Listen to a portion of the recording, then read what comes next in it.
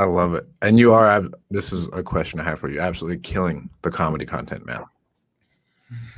You are killing it. Thanks, dude. That's fun, man. If you know me in person, I'm the person, like, my mother-in-law will be like, here's the line and we've crossed it. Like that's just me. I put my foot in my mouth all the time.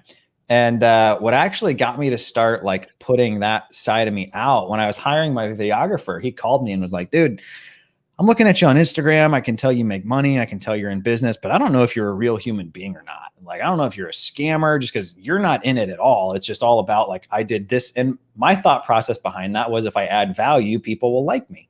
Mm-hmm. So it was, I did this deal. Here's are the steps to follow, go do it. And that was it. None of like my personality in it. And him and I had another business coach that they're like, just try it. And I was like, all right. And I did it. And I was like, wow, I'm having more fun on social media now. So thanks, man. It's fun. Yeah. You and Jamil, but you put out way more than Jamil does. Like your swearing one, I felt personally attacked. So the funny thing with that, I went to Spencer's to buy stuff just covered in the F word, which, by the way, as a grown man going into Spencer's with all the other 12-year-olds makes you feel like a total creep.